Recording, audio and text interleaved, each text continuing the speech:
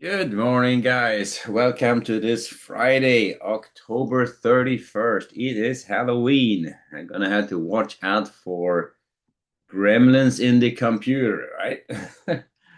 Anyway, so Halloween, it's Friday. Thank God it's Friday because we need the weekend. During this weekend, we do shift the time. So we're gonna be moving. I think we roll it back an hour, getting out of more sleep. And so that's going to be uh, just happening over the weekend. Earnings came out yesterday. Amazon and Apple reported. It looked like both of them had positive results, much better than Microsoft and Meta did the day before. Meta still got absolutely creamed yesterday. Amazon is up quite a bit this morning, and Apple is up a little bit. So both of them are making new highs. So that's changed the whole dynamic from the close yesterday. We closed yesterday towards the downside. That totally reversed, and now we reversed the whole day session from yesterday, and then some. So that was the dynamic from yesterday, which caused this whole thing to move. Let's see if I can get my F1 here on ES. Here's the F1. So we were down here at the lower end of the range going into the close. I figured we may actually get some further weakness. Then at the earnings came out, they reversed this whole way back into the midpoint. And the overnight has been pretty much holding in this area and now they're kind of starting to grind higher again. That's all Amazon and Apple earnings. That's what that is. Nothing new on the government shutdown front or anything like that. And we now know that the Asia trip for the meeting with Chinese I think it went over reasonably well, as far as I can tell. Everyone has the little take on it, but it's they did probably achieved what they needed to do. Market's not reacting anything in negative about it. Yesterday's negativity was all about Powell the day before, and Powell was talking about the uncertainty and the possibility of not getting a December rate cut, and that was caused the weakness in yesterday's trading. But Amazon and Apple earnings, and we are right back up again. So those big techs are really making a difference. But Microsoft and Meta yesterday was absolutely creamed, and both of those a little bit to the upside. But that was pretty brutal. That was a lot of value wiped out there in yesterday. Now, starting off the trading today, I'm going to actually start off range bound. So we did cut off the buying for sure, and yesterday could have been a spot which cut off the buying and the selling because we didn't extend yesterday, obviously, and that was a reason for that. But then we had the pretty good sell-off as well. So it could very well be that yesterday's trading both took us both to stage 2 and stage 3 in one big swoop, and we'll be pretty much going to be sitting here in a range today, maybe even see a little bit of strength. So I'm going to start off range bound, looking to buy weakness against the 68.90 and 68.80s. They're going to sell strength against the 69.50 or 69.15s, 20s, 30s, up to this 40s for rotations back down. About 40s, I'm thinking we may have a shot at taking this higher. That would be surprising if we get that far up. But I mean, we have a pretty good ledge right there. I moved that thing a bit. I should actually have it a little bit higher like that. So I'm looking at this big ledge right there. And that was then when they extended early on yesterday or the day before yesterday. That was the last time they extended. And then going into yesterday's overnight, we saw some weakness, and then we had the whole day session just absolutely tanking it. Well, not absolutely tanking it, but in the afternoon it was pretty ugly. So I would say that we have a pretty good case for a range-bound trading day. We may see some strength, we may see some weakness. I would be zeroing in on the 68.80, probably the 68. We have the 65s here. That's going to be the next. That's going to be level to pay attention to. That's the one we looked at before. They probed below it yesterday, so they started closing that gap. But I would watch out for it. if you want to be more aggressive against that 60, the level earlier, 68.80, if that comes out, try a short trade for a rotation back down, see if you can retest these lows, potentially take it lower. So if this overnight is just a temporary thing based on earnings, and they're going to hammer it in today's session, we'll see. Then they're going to take out that 68.80 pretty early, and then you can try a short trade on at that point. But you saw yesterday. Yesterday was one of those days which are pretty brutal. You get in here, they ran it hard down, and they retrace the whole session and then some. And you get caught on the short side there. You just have to make sure that you keep your stop tight and don't try to make that trade, repair that trade more than a little bit. It is always a variation there, but repairing a trade when it starts going against you, you had to be very deliberate about that. If you get caught and then say sit ride this thing way up to the other side of the market, you have a huge loss and most likely blowing up your account is usually what that looks like. Anyways, so that's a little bit of recap from yesterday. But starting off this trading day, range bound trading on the ES, going to buy again 68.90s, 68.80s, down to the 68.65. I would take off the long buyers below, or I would start thinking short side of the market below 68.80 and see if they're going to be able to run it down to 65s at that point. And on the way up, looking to sell strength, 69.15s, 20s, 30s, up to the 40s, and above 40s, I would start thinking long side of the market. At that point, I think they're really starting to head higher. Last level, 69.50, obviously. We'll see if they can get up that high. The chances of him may get the range bound day. There's no real news to drive the market today. On the PCI number coming out, which is scheduled for today, most likely won't come out. That would be an inflation read, and that would change it. That would definitely move the market. But it's I don't think that's a government number, and that's not going to come out. So we will have to live without it. So pretty much no news to drive the market this Friday. Now looking at the bonds and bonds and the Nasdaq. Let me see. Bonds and the Nasdaq. There you are. Okay. So bond market a little bit to the downside. It's drifting lower. They're bound down to the 117s. And I would start thinking about so Powell dropped the rates, long-term yields, and the short-term overnight rate is what he dropped.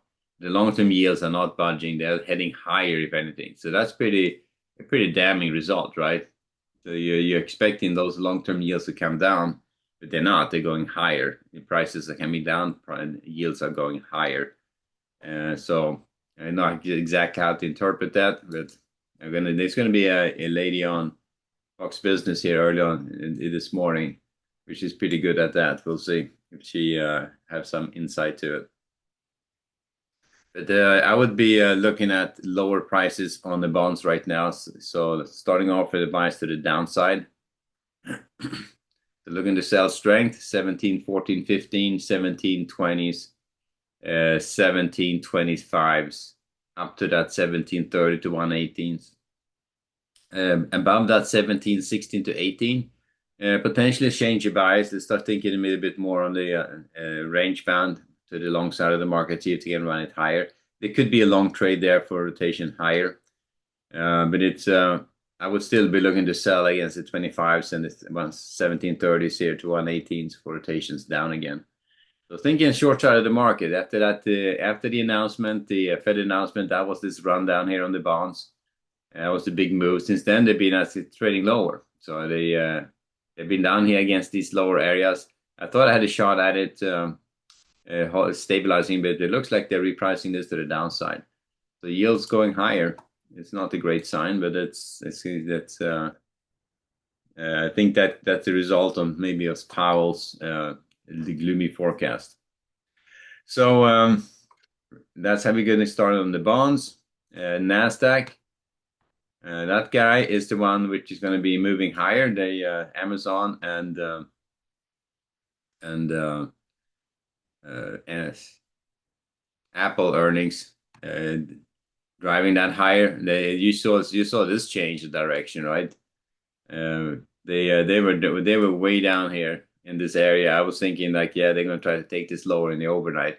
Then the news came out, and you can see how they started down here at the 25,900s, and they ended up at the 26,100.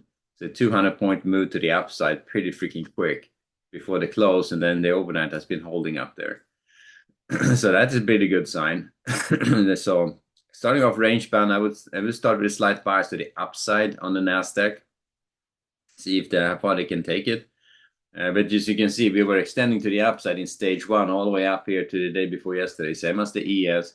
Then yesterday's trading pretty much could be both stage 2 and 3 in one in big swoop here. So if they can't extend or take it in one side or the other today, we're on stage 3 and going into tomorrow's trade or Monday's trading. But I would start off on the long side. Looks like the market is in a risk on mode again, given those earnings. That's finicky market, you know. So I would look to buy against the 26 150s, the 240s, down to the 200s.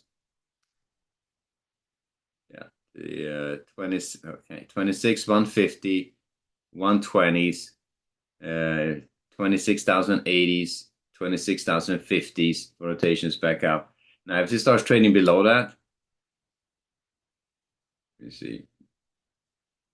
If this starts trading below the mode of yesterday, I would start thinking about the short side of the market. Below the 26,000, definitely stay on the short side at that point. So we have a big bulk of activity right there. We had a mode of yesterday at 26,050s. We have the mean at the 26,000s. If both of those come out, I would start thinking short side of the market and be a lot less aggressive buying and weakness. On the way up, looking to sell against strength, 26,260s. 320s, above 320s, I would stand on the long side. And you can see how this was just a probe up here very temporarily. So the big ledge is really of resistance areas at 26,300 to 300 to 315 to 320 here. That's the resistance area. So if they start taking that, trading above that, I would be a lot more aggressive on the long side. But it looks to me like we're going to get a good day to the upside, the risk on kind of a day on the Nasdaq. So that tells you how sensitive that is. So you can see it's really moving here on the upside. So starting off on the long side on the Nasdaq, the ES, I'm starting off range bound. I'm not as aggressive on the ES at this point. And then finally, oil and gold. Looking at those two, and back to my messy screen. I had to go get the different screens so I can spread this out again. But you see here on oil, this is just range bound. That's going sideways. So I would not be very aggressive on oil at all. Looking to basically trade it as a range bound market. Look to buy the 60s and the 59.75. Look to sell 60.45, 60.70 up to that 61s. So between 59.75 and 61 is the range. Just trade that range as such. See how far they can take it. So that's the way I would approach oil. Not going to be more aggressive than that on oil at this point. And then looking at our gold market, also massively volatile, but kind of come down a little bit, I think. It's coming to balance around 4,000 after all that crazy stuff going on. So we thought that on the way up. I remember that we were coming up pretty hard into the 4,000. We thought they're going to stall there for a bit. They did for a couple of days, and they took that big shot to the upside. Went from 400 to 4,400, $400 higher. Then hard ran down and probing right into the 3,000s. And now we're right back up. So it looks like this low volume area is holding at 39.30s. And it looks like we're settling in around 4,000. That's kind of what it looks like. So I would start gold range bound at this point. I would fade the edges, look to sell strength, 40.37, 40.45, up to the 40.50s for rotations down. Probably about 45. I would start thinking long side of the market because that's pretty much the better edge. This overnight just probed up there and got promptly knocked down. And on the way down, looking to buy against the 4012s, 4000s, 3985s, 3975s, or 72, 73, sorry. So yeah, that's the range. I would say below that 3970, 72, start thinking short side of the market. They're back in that low volume area again. So starting off range bound on gold, we had been way up, way down. The volatility is still pretty crazy. But if it starts settling in around 4,000, that would be probably a healthy thing to consolidate there for a bit. All right. So on gold, looking to sell strength at 36, 44s. That last one would be the 50, 53s. Looking to buy weakness at 40, 10 to 11, 4,000, 4,000, 39.85s, and the 39.70, 273 here. Rotations back up again. So that's gold and oil. I haven't traded those very aggressive. I did one trade on gold way back in the day. I'm gonna refresh my. It's not that guy. Let me get my. So that's what I do in the morning. I just refresh the screen like that, get rid of all the prior working orders, the P&Ls reset. It's on the overnight, and then we're basically back here again. So then we start over. So I did not trade in the overnight. If you thought that, I tell you, there was just orders from yesterday, and I just manually reset those, refresh the screen, and just get rid of them. All right, so that's how we. So range bound oil, range bound gold to get started. Back to the ES, and there you have it. And both ES and Nasdaq is trading higher going into the in the early morning hours. So let's see how good this gets. If it gets better. All right, guys, it's Friday, so thank God it's Friday. It's Halloween, so watch out for the little gremlins. And good trading. We'll take it from there. All righty, guys. See you back at 11:30 for the next update.